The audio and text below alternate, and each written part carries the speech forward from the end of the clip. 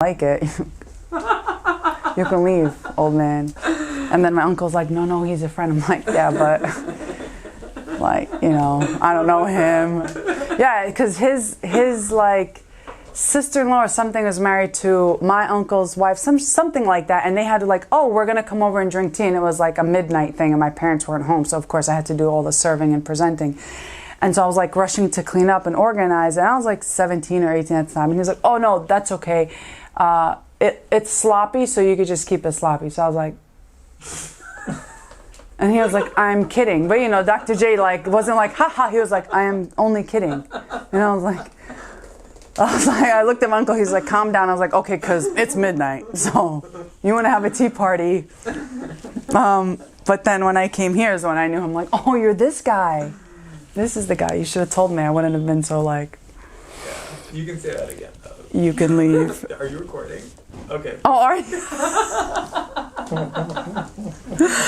Oh, man. So, Assalamu alaikum, Dr. Jabir. It's Tahanie Aboushi. I will give you credit for everything that I've been able to do with the Jam'iyya, and for you giving me a seat at the table, and for trusting me to take your values and your agenda further and to help people.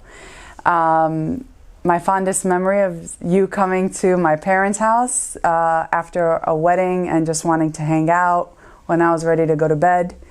And you were cracking a lot of jokes that I don't think I found funny, but I will laugh at them now if you say them again to me.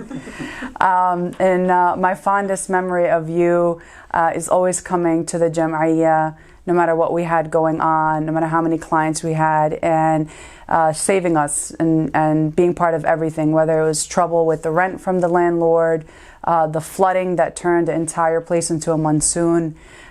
We had to actually buy the blow-up bathtubs, the kiddie pools, to catch all the water, and even cleaning up the kitchen in between uses by all of the people that were getting help from the Jam'iyya. And so you taught me that when you help people, it doesn't matter the credit that you get, it doesn't matter what value or really the benefit to you personally. The whole point of it is helping people. When you help people, you help on every level.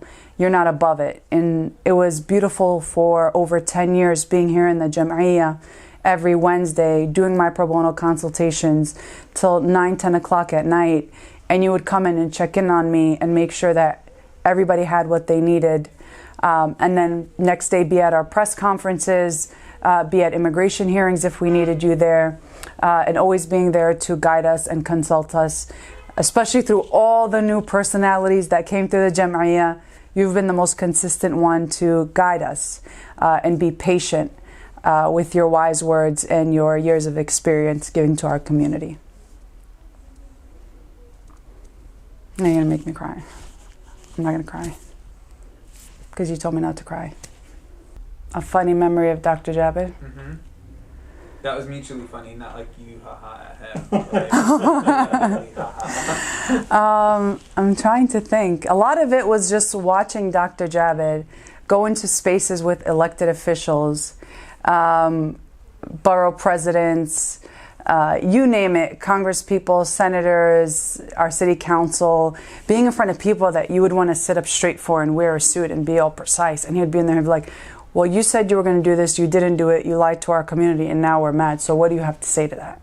And we'd all be like, oh my God, Dr. Jabir. And he'd be like, well, no, this is his job. This is what they're supposed to do. And so a lot of my laugh out loud moments were really just shocked at how authentic he can be, and he can hold these people accountable and push the agenda that what we were trying to accomplish and get it done, regardless of who was watching or who was present.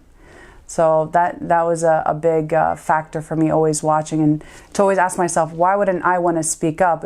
Are these meetings supposed to be just like hangouts, or are we actually going to get something done together? Oh, you might get a little too personal with the drama of the association. Go for it. We're here for it.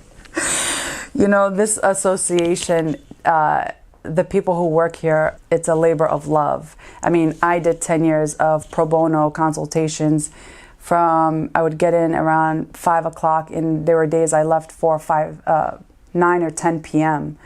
every week, regardless. I never turned anyone down. There were days that like I was supposed to be done at 8 and I would be there 2 hours extra. And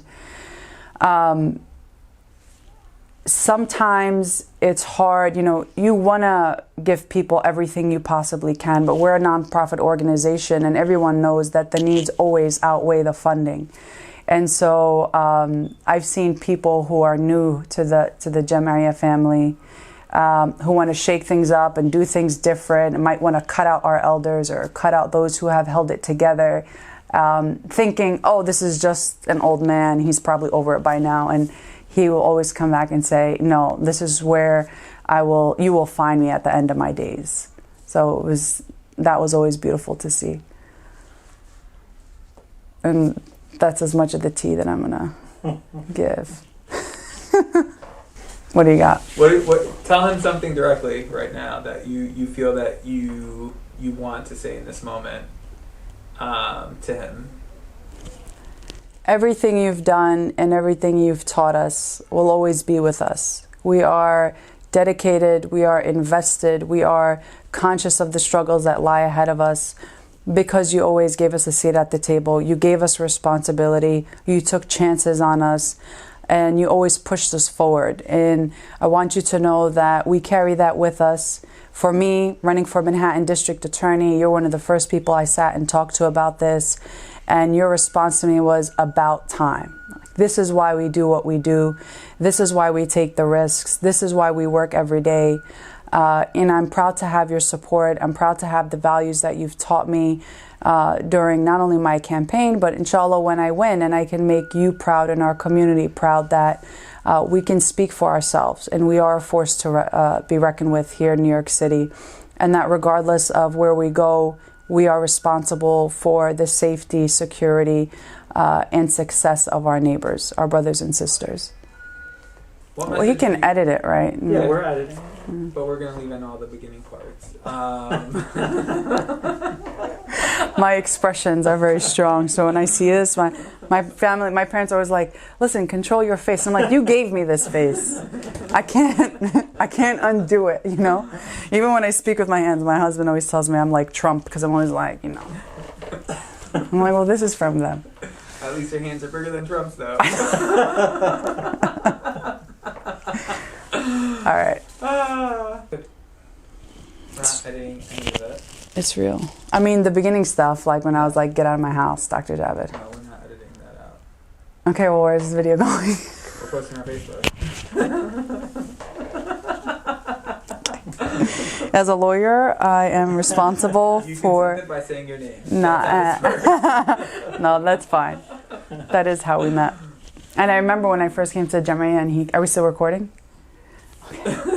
Well, after he came to my house and hung out for a little bit, I think it must have been a couple of years past I became a lawyer. I came back here to throw down and do work. And I remember him walking into the building one time and I was like, you? And he was like, hi, Tahanie. And I was like, this is your, okay. I was like, look at that full circle. So one way or another, we're going to have our tea together. Talk about full circle. It's tea time. It's tea time. It's Dr. J time, always. Okay, we can stop recording.